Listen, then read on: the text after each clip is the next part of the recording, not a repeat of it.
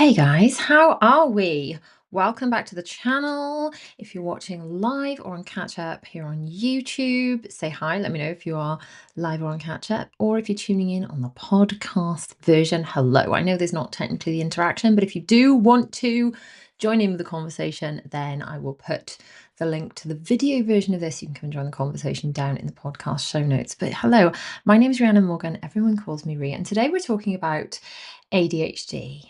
And specifically, how I was diagnosed with ADHD at age 40. And there were a whole bunch of things that I do in my life, and I've always done. And I don't like to use the word normal. We're not supposed to use those, are we? But I thought they were, let's use inverted commas, normal. I thought everyone did these things. Turns out not everyone does these things.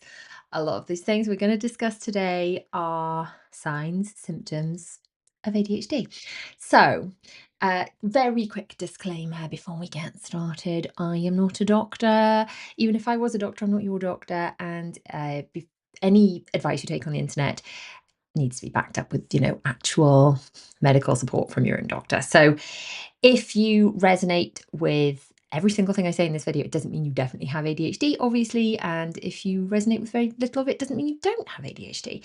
However, um, I'm just hoping to share some of these things to maybe make you think a little bit about, oh, okay, so maybe these things I do are not my fault. They are not negative things inside of me. Because before I found out I had ADHD, I used to label myself as a bit ditzy, found it hard to stay on top of things. And I know this sounds counterintuitive because I have a whole channel about getting organized, but I think that's because I felt it was such a struggle to get organized. And genuinely, I put it down to just not being brought up to be organized and just having lots of children. And I guess that's the first thing I really want to talk about. But it's the maybe you are organized in your life, maybe you're not, maybe you are organized, maybe you're not, but it's not whether you're organized or not, I feel, that indicates whether or not you have ADHD. It's more along the lines of how much of a struggle is it to get there. So I have so much in place now in my life, which keeps me reasonably organized. And I get so many people going, hey, you're so organized. And it's one of the main things that people say to me, actually. But I think that's because I know I have this tendency to go the other way so much. And I kind of have this, I don't want to fall into that pit of disorganization. I don't want to fall behind. And that is why I kind of go the other way and put so much in place to try and stay organized. I always kind of thought it was because I have lots of children. I always kind of thought it was because perhaps they are neurodiverse, there's a lot more to organise. But maybe not everyone struggles this much. Maybe it comes naturally to some people. I don't know. Let me know in the comments if specifically if you are a mum, because I think a lot of people that follow me and tune in are mums. But if you are a mum, if you're not a mum, is organisation something that just is so natural to you and just is a breeze and you don't even have to think about it? Do you just naturally do things? Or is it something that's a little bit of a struggle? Just I'd be very interested to hear your thoughts on that. So I've got some notes here, some things I wanted to share with you. And like I said, these things I used to think were just either just things that I struggled with that I was a little bit ashamed of, or I thought they were things that everyone did. Literally everyone. So, a tiny, very brief history of time backstory. Obviously, I've got 4 children. If I haven't introduced myself, by the way, did I introduce myself? Not sure. Maybe that's the ADHD. My name's Rhiannon Morgan. Everyone calls me Rhi. I was diagnosed with ADHD at age 40. And that only came about because I had a chat. It was an Instagram live with a blogger friend of mine, and it was on my Instagram. And I said that she'd been recently diagnosed with ADHD, and the system is different to England than in Wales. And there's something called right to choose. And if you feel you need an assessment, you can put yourself forward, and it's quite straightforward, apparently. So, anyway, I thought this was interesting, and I figured it would be helpful to some people in my audience. I did not realize that every single thing she'd said, I'd go, oh, I do that. Or, oh, I used to struggle that until I put this in place. Oh, I used to do that until I.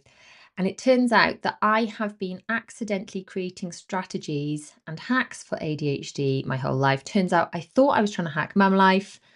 I kind of was, but also I was just trying to hack ADHD. So I am 41 now, 41 and a half, I suppose. So I was diagnosed around a year ago, about 14 months ago, and it's been eye-opening, it really has. Okay, some random things that I do. You ready? Some of these we're just going to reel off, some of them we'll chat about in a bit more detail. But if you resonate with any of these, do let me know down in the comments. And if you do have ADHD and I've missed anything, perhaps that you do that you think might be a trait or something you've noticed that I do that I have not mentioned, let me know in the comments. Okay, so getting stuck before starting even simple tasks or just frozen with no idea to begin. Oh, I can't even tell you how much I do this. I can't even tell you. So often, especially if I'm finding something daunting, I will just sort of freeze, procrastinate and freeze. Say, for example, like it's a big, like a video that you will have watched. I guarantee if I have had to start something like a decluttering video or whatever, there has been an element of feeling stuck and frozen before starting that. Sometimes to the point where I just put things off till the whole following week.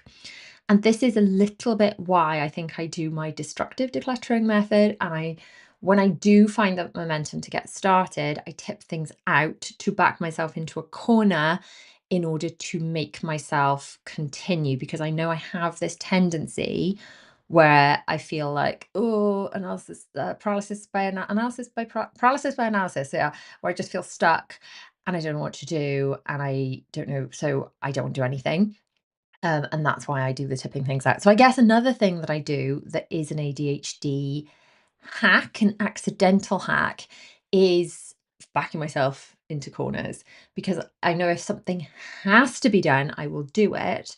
Whereas perhaps sometimes if there's like another option, if I'm not absolutely down to the wire on a deadline, I will have that tendency to procrastinate it and my brain will just want to go do something else. So forgetting what someone just said, not because I'm being rude, but because my thoughts are somewhere else. So let me know if you've ever done this.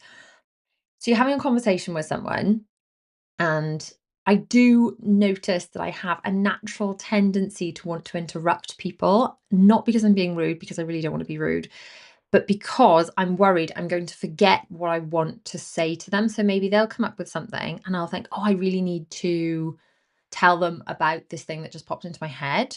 Maybe it's related, maybe it's totally unrelated.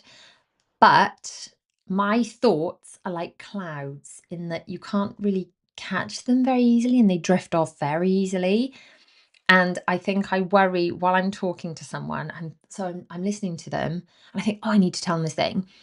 And then I'm like, don't interrupt, don't interrupt, don't interrupt, don't interrupt. But don't forget what you're going to say. Don't forget that point. Don't forget, don't forget, don't forget. And then I'm like, oh my goodness, I wasn't listening to what they just said because I was trying not to interrupt and also trying not to forget what I was saying, and then it's gone. It's just gone. It's just gone. I was actually talking to a friend of mine with ADHD yesterday, and she was like, "Oh, I need to tell you this thing." And then I was like, "What was that thing you need to tell me?" She's like, "No idea." And I gave her a prompt. I was like, "I think you were talking about something about whatever." She's like, "Nope, literally no idea. It's gone." I'm like, "Well, I get it. I do that all the time." And it is incredibly frustrating. It's this sort of having very good flashes of ideas and things. And it's like if you don't capture them immediately, they're gone. And apparently that is an ADHD thing. I thought it, well, I guess I thought everyone did that, because I think we have this tendency as we grow up to think that, well, if I think this way, I suppose everyone thinks this way. If my home life is like this, we assume everyone else is sort of is similar. And then as we grow up, we realize people's brains work in different ways. People's home lives are different. People's lives are different.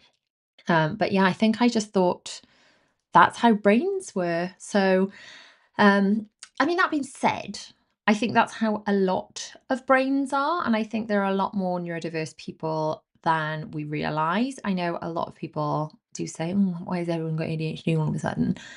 And I don't think anyone has ADHD all of a sudden. I think people are becoming more aware of the signs and symptoms and things that have been there all along and struggles that have been there all along.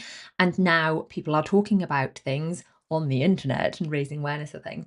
It is funny because so many of the people that I follow and look up to, like authors or people I follow, specifically about things like business development or YouTube growth, or, people that I follow in order to kind of grow what I'm doing and be more productive in my business, that kind of thing. Pretty much all of them have been diagnosed with ADHD in the last few years. So, does that tell us that I am drawn to those people because we have similar minds? Probably. Do they speak in a language they understand because we all have ADHD? Probably. I think it just tells us that there's a lot more of it about than we realize. And it's just hard to know, isn't it, sometimes which are symptoms of ADHD and which are just mum life. Or another thing is, I just thought it was baby brain for so long. Having had 4 children, and I really struggled to remember a time before I was a mother now at this stage, with our eldest about to turn 21. I know, it's coming up, okay? It's coming up. It's coming up, it's not long. Um, yeah, it, it's hard to remember a time before I was a mum. So much of the adult struggles I've had with organization and things, I've just put down to baby brain.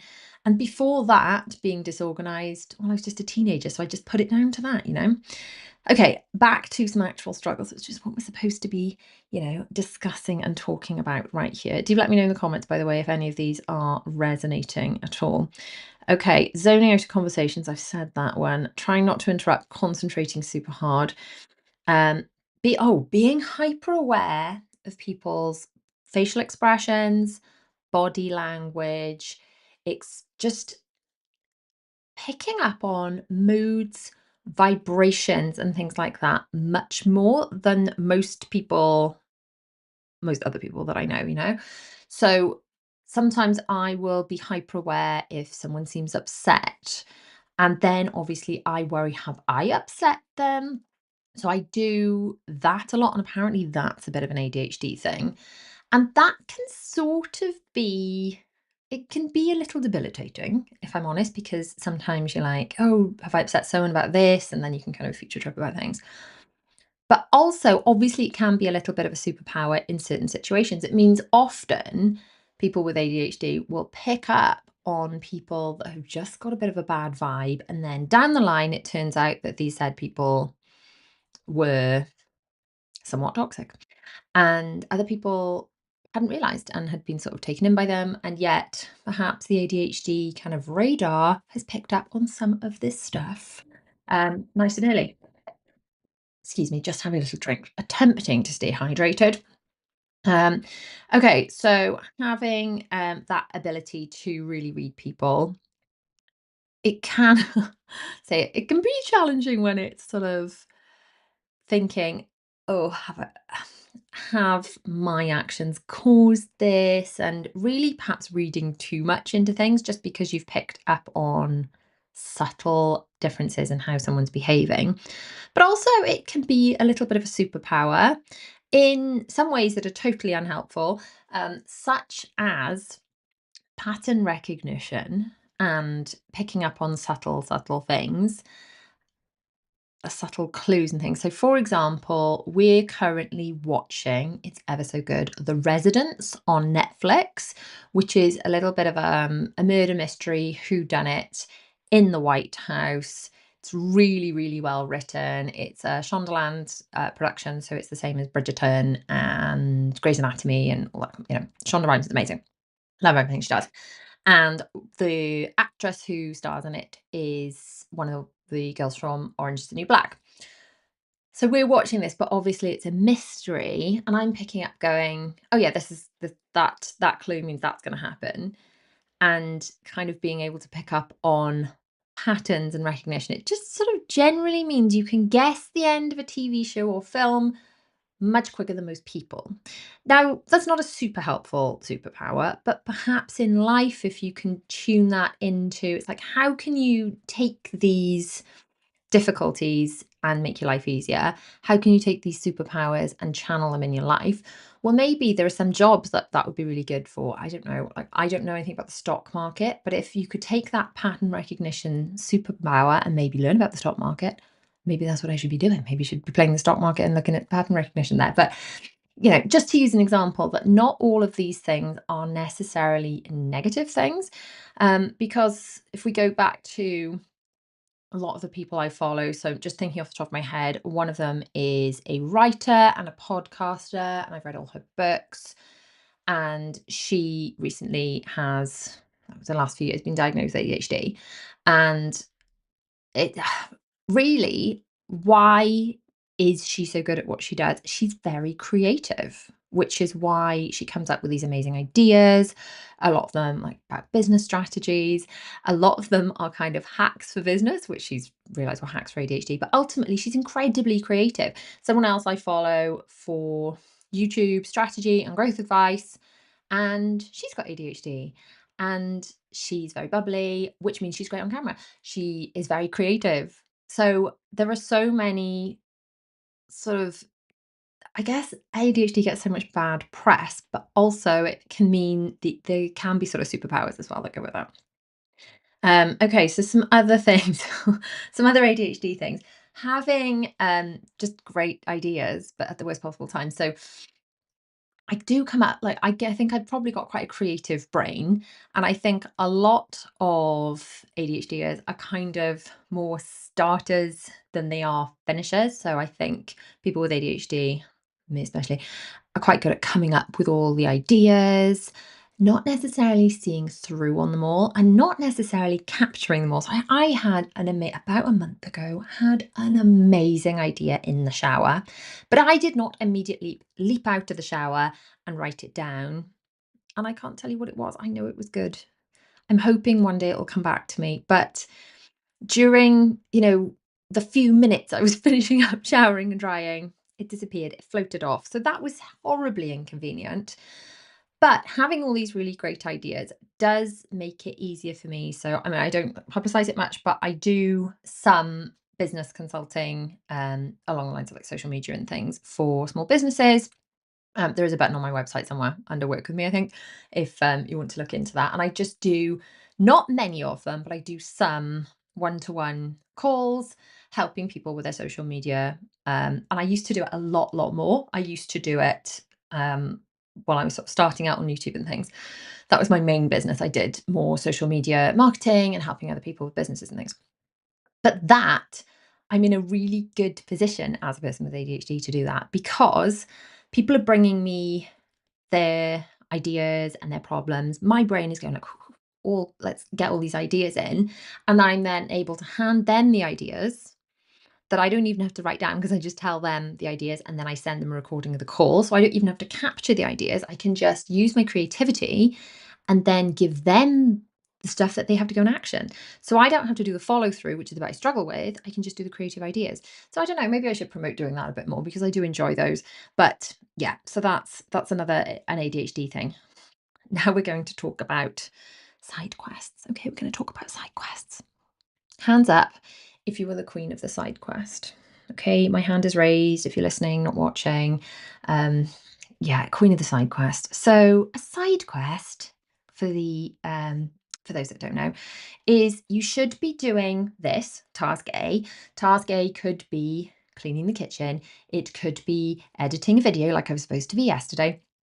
It could be anything, but at a guess, task A is not something you really want to be doing. It's a mundane task because you are not going to get into a side quest mode when you're doing something that you're really in the flow about, which hopefully my ADHD brain will remind me to talk to you about in a minute when we talk about flow states and hyperfocus, because that's another ADHD thing that I didn't realize I did until I learned about it. But side quests, wowza. So yesterday, for example, I was doing editing for video, and it's I'm really pleased with the video, um, but I was finding it quite long and tedious. For some reason, my brain was just struggling to concentrate. I was pleased with how it was coming together, but I was just really struggling to focus and get into that deep work state and just get on with it. And I have strategies that help me stay in that deep work state, but ultimately my side quest brain was kicking in. And I was thinking about how I could. So I've got a membership. I've got an organized life club where I help support busy mums. You don't have to be a mum. It does not exclude you from joining if you're a mum. But if you go to mummyoffour.com/join, you'll learn all about it. But it's an organized life club, and inside of there, we do monthly planning parties where we plan together. We hold ourselves accountable. There are printable versions of my planners in there that you can grab. You've got things like my organized life binder starter packs. You can put together all of that stuff. All of that is inside the club. And I was just having all these ideas of things I wanted to add to the club, and I was getting excited about that. So it's not that the video wasn't a good video, because I'm really pleased with it. But I was having all these great ideas. So I guess I'd done the creative bit, I'd done the filming of it, and I was having to do the bit of the edit where it's like, go and find all the B-roll and check out all the bits where I'm like, cut all the bits where I'm saying and repeating myself, which is honestly not as exciting. Okay. It's not as exciting as editing like a fun cruise vlog or whatever. So it was about the cruise. It was about it was a video for my other channel, my Magical Adventures channel, and a video which is coming out a week Saturday. And it's all about planning for a Disney cruise. So it's great, and I think it's gonna be a really good watch when it's finished. I'm gonna admit to you right now, I didn't finish it yet, okay? Shh, I didn't finish it yet. Because I was side questing. Because having to go and like find so there's A roll and there's B roll in video. So A roll's like what you if you're watching what you're looking at now, talking to camera, and then B rolls where you just go and find clips of what you're talking about and you stick it over the top. So I was supposed to be going to find clips of every time I say eating on a Disney cruise. I've got to go off to my library of stuff and find a clip of someone eating. And if you've ever watched my Disney videos, there's a lot of B-roll. And that is a bit tedious, if I'm honest. It's a bit tedious to do that. But anyway, my brain didn't want to do that. My brain wanted to think about these ideas I have for my Organised Life Club. I'm like, I really want to action these ideas. And just to caveat, side quests can sometimes be productive and sometimes not. Sometimes the side quest is online shopping. Sometimes the side quest is procrastinating, which is where I'm cleaning instead of doing something I should be doing because I'm putting off that thing. Sometimes the side quest is, oh my goodness, I've remembered I need to order red tights for the school Christmas concert or whatever. And these side quests, they pop into your head and you're like, I have to do them now. Okay. So there's a few reasons side quests are an issue. Number one, side quests can be an issue because what you're doing is boring and your brain wants to go and do something more interesting. Okay. That could be one reason. The other reason I think side quests are a struggle for an ADHD brain is if we go back to the cloud thing, and if you have ever watched The Sound of Music, my favorite movie, by the way, the bit where they say to Maria, how do you solve a problem like Maria? Maria in The Sound of Music absolutely had ADHD, by the way. How do you solve a problem like Maria? How do you catch a cloud and pin it down? That is how my thoughts are. How do you catch them and pin them down before they float off? So I think part of the side quest thing is, I've just remembered I have to pay for Bella's trip. In fact, did I pay for Bella's trip? I have remembered to pay for Bella's trip. Um, if I don't go and do that immediately, it's going to be gone forever. So this is why inside of what do I put it? My planner. I have this is my organized life planner 2.0. It's my baby. I flip and love it. I have a whole section. Most planners are 1 page a day. I had to make one that was 2 pages a day for my brain. Okay. And there's a whole section. I mean, it's called brain dump, but it could so easily be called side quests. Okay. I almost called it side quests. I called it brain dump because that is where when I cannot work without my planner open on my desk next to me, okay? And in my planner, I have to time block what I'm supposed to be doing. I've gone back actually to using highlighters to time block. It really helps my brain to see what's important, to see what I'm supposed to be doing when, because I get so easily distracted. And then I have my 10 ta-das here. Apologies, by the way, if you're listening to the podcast episode, but you can go to the video if you want to watch it. The 10 ta-das, this used to just be in my gratitude planner, 10 things I'm grateful for. I've changed it to 10 ta-das because when you've had a bit of a side quest day, you've got two options. You can beat yourself up for not having done the big A task that you were supposed to be doing, Or you could think, right, okay, I'm not going to beat myself up. I'm going to count my wins, and my wins are here. These are my ta-das. So I may not have finished that video yesterday. And as I mentioned, I didn't finish it, okay? However, if I just go to, this is actually the planner from yesterday. I'm going to go to yesterday's 10 ta-das. I did reply to a brand I was supposed to reply to. I did film some B-roll for my Disney Cruise Planner. I did manage to rough cut the video, even if I didn't manage to finish it. I did manage to get my On Towers vertical videos done in the end, even though I'd been putting them off. I did do the rehearsal with the girls for a dance show they're doing. I did come up with some really great ideas. Um, so that's only six, but I'm not going to read you the rest. I'm not going to bore you. But basically, the side quests are real. And it's partly because we get bored and distracted. And if we're not in that hyper focus, we want to go and do side quests. And it's partly because we think, oh, panic. If I don't do this now, I'm going to forget. So the moral of the story is, ideally, and this is what I strive to do, rather than go, I'm going to abandon filming this video now and go and sort Bella's, see if I've paid for Bella's trip. I'm just going to write pay B trip question mark. And I know that's gone, that's kept safe now, okay? That is kept safe inside of my brain dump so that I do not have to abandon this now, which I can't do because I'm live, okay? If I was filming this video, I could just stop it, but I'm not, it's live. It is not something I have to just abandon and go and do right now because that is kept safe for me. My notes in my brain dump section of my planner are kept safe for me, and those thoughts will not disappear. So the opposite of the side quest is the hyper focus. And I've been in these hyper focus states at various points over my life. But when you get super excited and into something, your ADHD brain can go from, whoa, I'm all over the place, I can't focus on anything.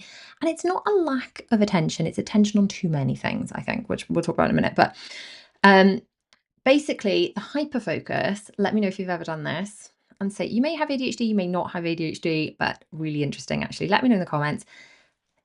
Are you diagnosed, or do you think you have it, or do you think you don't have it? And are any of these things resonating with you as things you do, or are just some of them resonating? Just super, super curious. Anyway, the hyperfocus is when the rest of the world falls away. You don't want to do any side quests. You just want to do the one thing and you want to get back to the one thing. And you can quite easily forget to eat or drink and go to the toilet. And this is why I have my drink. It's my Stanley. Apologies for listening. Clinky clink for the eyes. That's why I have to put a drink on the table next to me because otherwise I will just forget. If I slip into a hyperfocus, I will forget to eat, forget to drink, and forget to do anything else. The reason I have alarms on my phone to go and pick up my children from school is so that if I slip into a hyperfocus, I do not forget to go and fetch my children from school. Okay. Which brings me to the next thing, which is a bit of an ADHD trait, apparently. And it's commonly referred to as time blindness. But I did hear someone say that apparently that's offensive to the blind community. So if that's the case, I don't want to say that. So shall we call it time obliviousness? I think that's okay. Is that a bit more PC? I don't know. But time blindness slash obliviousness is when you can get so just oblivious to the, just exactly what it says in the tin, really, oblivious to the time. And what you'll find, how this manifests in people that have ADHD, is they are either perpetually late, or if they've got something on later that day, they can't do anything leading up to it. Okay. And they're just in one of these two states. It's like a pendulum swing of, I've got something on at 2 o'clock, and therefore everything up until that point, I can't do anything because I've got to focus on that thing I've got to do later in the day. Which maybe that's why I like booking things earlier in the morning so that I know I have maybe that is. Or the other side to time obliviousness is just like, which I can be guilty of doing. So the way I overcome this is I have alarms for everything. Now I find this helps in a few ways. It helps G my children along, and it's like, well, it's not me telling you that it's time to finish your breakfast and go and put shoes on for school. It's the alarm. Okay. It's not me. It's just the alarm. I like to pick songs that are nice and upbeat. And yeah, those nice upbeat songs put everyone in the right mood. It's all good. It all works really, really well. But also it means I don't have to clock watch. And the way this really helps me in my work is I have alarms to go and fetch the children from school. I actually have two. in case I don't snooze one, I turn it off, okay? So I have one that is, it is nearly time to go and get the children from school. And then I have one that is like, no, no, really seriously, turn off what you're doing and go and get your children. And this still leaves enough time for me to snooze them at least once and get out of the door. Because if I don't do this, I either am clock watching so much I can't get any work done. I'm like, am I gonna be late? Am I gonna be late? And that's horrible. That's just not nice at all. Or I'm literally like, I can't believe I'm late. And that's also horrible. Also really horrible. So the alarms work so flipping well. Um, but where this slips up is when the routine is off. So I've talked about this before. Routine works really well for my kids with autism because it's what they need in order to feel safe and secure and thrive. For me, routine helps to automate things. So my messy brain just it takes some things off my cognitive load. Like paying a bill on direct debit, it means it's not on my to-do list anymore. It just happens automatically. Then that is why it helps. That is why automating things help, and that's why routine helps my ADHD brain. So, for example, I do an adult ballet class now, which is amazing because it is the only time I think in my entire week that it genuinely switches off my brain. Because if you've ever done ballet, you'll know it's literally every part of your body has to be considered. So it's like, is my finger placement right? Is my elbow placement right? Is my eye line right? Are my shoulders down? Are my legs turned out? Am I sickling my foot? It's like, because you have to think of every single part of your body, it actually quiets the noise from to-do lists, ideas, children, did I upset someone? So have I remembered that? Blah, blah, blah, blah, blah, blah, blah, blah, blah, blah, blah, blah. Because my brain sounds like, if you've ever been, I guess, just in a cafe where a lot of people are talking, and then you're like, you could, if you just listen, you're like, could you tune into that conversation? Or could you tune into that conversation? And it's just a lot of noise happening at once, and you're just trying to tune into some of it or all of it. That's my brain normally, but ballet helps me really switch that off. Anyway, if on the way to ballet, I think it was like if the routine's slightly different. So I think the girls on inset day, so they were coming with me. So I didn't have the normal routine of do this and then it's a school run, then. And I thought, oh, I've got plenty of time because it's not the school run. And then it's on those days where I'm like, oh, I've got less to do, but our routine's not normal. So I've got plenty of time. Those are the days where I'll be running late because it's like, I thought I had loads of time, but I didn't have alarms set up to remind me, and now I'm running late. So that is, yeah, that's a challenging one. Okay, we're going to try and fire through a few more of these quick fire because this is turning into a very chatty podcast slash YouTube live. By the way, the uh, videos that I'm doing as lives now, I did used to have a separate podcast channel called the Real Talk with Ree podcast. I've now moved all the lives. I think anything where I do kind of like a talking head video, anything that's going to work as a listen only podcast will be put onto this YouTube podcast, which I called the Organised Life podcast, because that goes alongside my Organised Life planners and my Organised Life club, and it's just, it all fits together. So it's the Organised Life podcast with Ree, previously known as the Real Talk with Ree podcast. You can find it on your podcast providers too, but you can listen to it or watch it through YouTube as well. Obviously, I'd love it if you guys could watch slash listen through YouTube, because it means that we can comment and chat back and forth, which you can't do in the audio version. But if you want to listen to the audio version, then please do just search for that wherever you listen to podcasts. There is also an exclusive podcast inside of my Organised Life club. So if you are inside of the club, then make sure you add that to your podcast feed too, so you can listen to that wherever you listen to podcasts. So yeah, that is just, it's like there's that podcast link is inside of there. If you want to join the Organised Life Club, I'd love to have you in there. There's a free, you can get started for free. There can be a forever free version as well. That's mummyoffour.com/join. All the details should be below, I'm hoping. But I'll add them later if they're not. So you can join me in there. And if you upgrade to the full membership, and that's just £10 a month, you get all the printables, all the support. We do one workshop a month where we work through planning strategies and routines for different areas of our lives. It's support not just for people like me who have ADHD. So if you resonate with me and you're resonating with a lot of what I'm saying, all of the strategies and the planning inside the Organised Life Club is really going to help you. But it's also for mums, overwhelmed mums. I mean, quite frankly, a lot of this stuff that I'm saying can also just be symptoms of overwhelm, which is why it's hard to know, and which is why I'd highly recommend, if you are listening to this and you're resonating with a lot of it, then you go to your GP and ask if you can get an assessment. If you're in England, apparently that's quite straightforward. In Wales, it's a bit more of a pain in the backside, but I'd still recommend doing it, because the clarity I've had in being able to understand my brain since being diagnosed is flipping huge, honestly. And it's made me just so much kinder to myself. So all the stuff inside the Organised Life Club is really going to help to support you, whether you are a parent going through assessment process for neurodivergent children. There's a lot of support in there for parents of kids with autism, and obviously all of the ADHD support as well. So we do a workshop every month, we do a planning session every month, and there are new printables every month. You're gonna love it. Can't wait to meet you in there. Okay, so a few quick fires. Thought I'd try and do some quick fires. Okay. Starting side quests and just decluttering a drawer when you should be doing something else. Yes, tick. Using a planner or checklist, not to be fancy, but just because you literally won't remember otherwise. Because you can't just remember something. If someone says something to you and they think that they have given you that thing because they've told you now, they have not told you unless it has been written down, unless they have watched you write it in your planner, unless they have watched you add it to your calendar, it doesn't exist, okay? It just does not exist.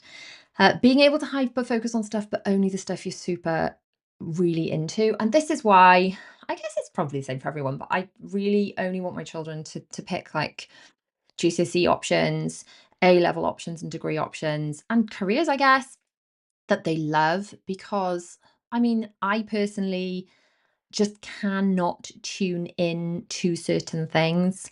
I just can't get them to go into my brain. Directions being one of them. Hands up if someone gives you directions and you hear, you go down the road and then the blah blah, the blah blah blah blah blah blah blah blah. And I literally say to people that I know well enough, please don't give me directions, because I'm not listening to you. I love you. I appreciate you're trying to help me, but I am not listening. I'm totally tuning you out. I can hear blah blah blah blah blah blah, and I'm literally just going to follow the sat nav regardless of what you say. And they'll be like, "Yeah, I know, but if you take the A road on then that's going to be." And I'm like, "I literally can't hear you. It's gone. It's not going in my. You're not speaking the same language as me right now." And if I know people well enough, I will tell them that. But if I don't know people well enough and they try and give me directions, I have to go, "Oh, thank you," and then I have to remember at least the first part of the direction, to at least pretend to walk in the direction that they've apparently given me before I follow the sat nav. Um, Completely blanking on when you walk into a room, literally walking into a room and being like, no idea why I'm here. Not a clue. Not a clue why I'm here. Do that all the time. Going down a phone rabbit hole. Oh, this is so me. This is such a problem. So I have obviously a job where I'm on social media, but I try not to be on social media, because that is a rabbit hole. I know if I can fall down, I'll be down there for hours and not get anything done. So sometimes I'll be editing a video and it'll be like about the Alton Towers videos I've been doing. One went out last night. If you want to watch those, they're over on my Magical Adventures channel. But I was referencing in the Alton Towers videos things that happened when the children were little, when we were there in the park. So I wanted to find clips, and obviously they're on my phone because that was from before I was vlogging. So I think, right, okay, I'll find that clip. But then I open my phone and then it's like, oh, okay, a notification. And then I'm like, okay, oh, and then I might reply to that. And then I'm like, hang on, it's half an hour later. I've got my phone in my hand. I'm supposed to be working. What am I doing? I'm supposed to be looking for that video of the kids on the Postman Pat ride. I didn't do that. Oh, good grief. And that is the kind of rabbit hole I can fall down without even realizing. I guess they're side quest rabbit holes, but this is the danger of having your phone, and it's challenging because when you've got a job like mine, obviously you need to use your phone for some things, you need to post on social media. So I do try and be strict with myself and not kind of go on social media just to like go on, post and try and come off again. It's so hard. It's so hard. Again, with like shopping and things, you'd be like looking for something for one thing. I'll have to go on and order like, I don't know, highlighter pens. But then I'm like, oh, but actually I remembered I needed that. And then I'm like, well, what size do I need for that? Oh, perhaps I should go measure that. Actually, while I'm in the lounge, should we redesign the and then it's like, what am I doing? What am I doing? This chain reaction has taken me all over the place. Another one that I do so much is lose things.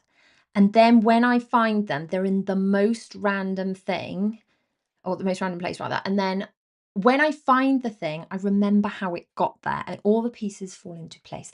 So, for example, my husband, the one of his Christmas presents was I bought him tickets to a show for a comedian he likes. So I gave him the tickets and I said, right, well, I'll put them safe. What a flippant joke. So I put came up to the time of the show. I was like, right, I remember saying we're going to put them safe. I do remember saying that. And then I turned the whole house upside down. Could I find them? No. Luckily, the theatre let me, because they'd physically sold me physical tickets. I'd bought them at the place. Luckily, the theatre let me use a reservation number. I had an email. It was all okay. But lo and behold, a few days later, I found them, and I'm like, I remember why I put them there now. I remember exactly what happened leading up to that, and all the pieces fell into place. And another one is like, I'll unpack something and like it'll be something from Amazon, but it belongs upstairs. And I think, okay, I need to take that upstairs.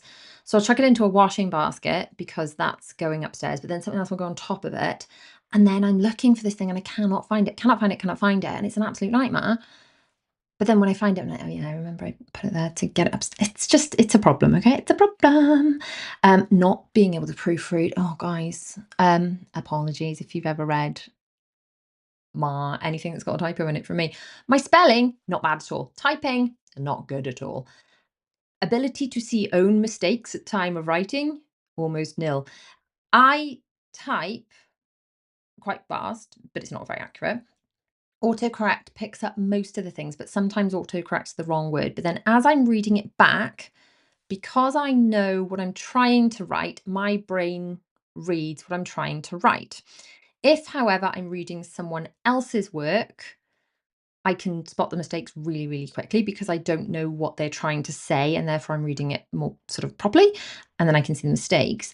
And if I'm reading something that I wrote a while ago, then I'm scanning it and going, oh, what was I trying to say? Oh gosh, there's a horrible glaring typo there. Or I'll go back and there'll be a typo in the middle of a thumbnail word. There's literally 3 words on the thumbnail. But when I've written it, I have seen what I think it should be.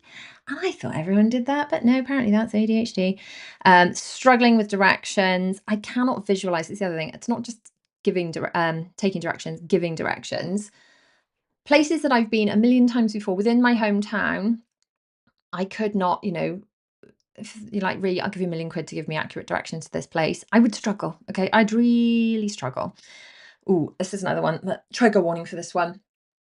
Stress eating, sugar addiction, um, and I guess a somewhat problematic relationship with food. Not necessarily now, but previously. Not in a massive way, not in an extreme way, but in a less than ideal way. Where definitely I've used food as a comfort. Sort of is binge eating a little bit of an extreme way of putting it, but yes, that's definitely something that I've struggled with. Equally, eating nothing all day because you're like in a hyperfocus and then being like, I'm absolutely starving. And yeah, that's a bit of a problem. Needing an audio or sleep meditation to switch your brain off at night. Is this an ADHD thing or is this a hack? I've always struggled to fall asleep because I've just got so many ideas going on in my brain. If I don't write things down immediately, so I'll have as well as my planner. Sometimes I take my planner up to bed and I just leave that out next to me, but then obviously you have to turn the light on to write in it. I also have a note in my phone called brain dump, and I just have one of those per month. And I just write in sections, and I've got a brain dump, and I have like today's date as a subheading in the note. And then anything needs to be brain dump goes into there. And then once a week when I'm doing my planning, I go through all my brain dump notes and I pop those into my to-dos or ideas or whatever for next week. But if I don't write things down immediately in the night, I have amazing ideas and then I can't sleep because I'm worried I'm going to forget them. So I do have to write things down immediately, but also I do fall asleep with sleep audios, sleep hypnosis, or sleep meditations. I am actually thinking about creating some of these to put inside of my Organised Life Club for other adults to use for falling asleep, for relaxing, or whatever. But also, I want to do some really specific ones for kids because I know my kids sometimes really struggle with falling asleep. So I want to do some specific ones for kids and some specific ones perhaps to do as like a meditation with kids when perhaps they're on the teetering on a meltdown. I think that would be really helpful. Let me know if you would find that helpful. And also, just while I think of it, I talked about this briefly on Instagram yesterday. But I'm thinking of putting together a kids version of the planner. I would love to know your thoughts on what you'd love to see included. It will start off as printables. So the Organised Life binder is obviously for adults, and it's got printable planning pages in there, and it's totally flexible system because you can use whichever pages you want. You can print them out multiple times and just organize it however you want. So I thought we'd start putting together like Organised Kids binder. I don't know if it's calling it the Organised Kids binder. I mean, it would fit like branding wise, or if there'd be a better name. But basically, I want to put out together printables for kids so that they can plan, I guess, as well, because I think some kids want to like copy their parents and do some planning. I think perhaps it's helpful, certainly as they move into teen years, to plan out maybe when they're going to do homework, when they're going to do chores, and when they're going to do fun things. But also a lot more journaling aspects in there. So I want to include all of that. And then I think I probably will do like a printed kids, like a book version as well, once we've worked on the printables. But I'd love to hear in the comments what you'd like to see for that. Okay, having to create fake deadlines in order to force yourself into action. I'm going to tell you a brief story here now. Brief story. When I was, I hope my children aren't listening to this, by the way. It's very unlikely. It's very unlikely. Kids, if you're watching, go watch something else. This is not for you, okay? Okay, you're gone. When I was doing my GCSEs in English, my English teacher, so the GCSE course in the UK is 2 years. It's year 10, year 11. I was coming to the end of year 11, and you're supposed to do coursework throughout the 2 years. Now, I don't know why it was not flagged up before this point, and I don't know why my parents didn't even notice. I never did any. But apparently, I'd not done any coursework because my English teacher said to me that the final deadlines for submitting all coursework for English was in 7 days' time, and she hadn't had one single piece of coursework from me in 2 years. Now, I was one of those students in school that was Rhiannon's very all my reports read, Rhiannon's very bright, but I wish she'd just apply herself. And I think this is so common with ADHD people. That's like the it doesn't necessarily mean that they're not bright, but the follow through isn't there and the completion. However, because I was given this deadline of 7 days, I did 2 years worth of coursework in 7 days. I also had two A's in English. Now, this is not a story I want my children to hear because it's not something I want them to do. However, I think it is quite common for people with ADHD. How that was never picked up, I don't know, but I guess it was the 90s and we didn't know. We didn't know what we didn't know. Now I do create fake deadlines in order to make myself do things because I know I work better under deadlines. This looks a lot like time blocking in my planner. And it also looks like why I do videos in advance of when they're actually due out. Partly because the stress of actually leaving things that last minute is just not cool. Partly because sometimes life happens, my internet goes down, the children are ill or whatever. So if I actually left things to last minute, I'd never meet my upload schedules. But also because I want to get things out and into my clubs and my memberships. People get early access to the videos. So I want to get that done because I have accountability. So accountability is really important because otherwise I wouldn't get things done. If I don't tell people about things, then there's no urgency. And I know that sometimes another way to make myself do things is to tell people what I'm doing. So if I tell people there's going to be a video on Tuesday at 5 p.m, on Thursday at 5 p.m, or sometimes the video swaps for a live in the morning, like this one. And there's going to be a Disney Cruise video on Saturday at 8 a.m. And sometimes there's a UK trip video on Wednesday at 5 p.m. If I've told people that, I have to do it. But I also create these deadlines of, right, I need to get them in to the club by this date. And then they get published and they go live on this date. And by creating those deadlines for myself, things get done. Otherwise, they just do not happen. So I've got a lot more of these I want to chat about, but I guess we're going to have to talk about those on another day because I've got some other things I need to go and do now. I'm sure you have too. So thanks for tuning in to the podcast or YouTube, whatever you've been listening to. Click on the video on screen now if you're on YouTube, or on the link to join me inside of my Organised Life Club. I would love to see you in there. Rate, review, and subscribe if you're on the podcast, and I'll see you in the next one.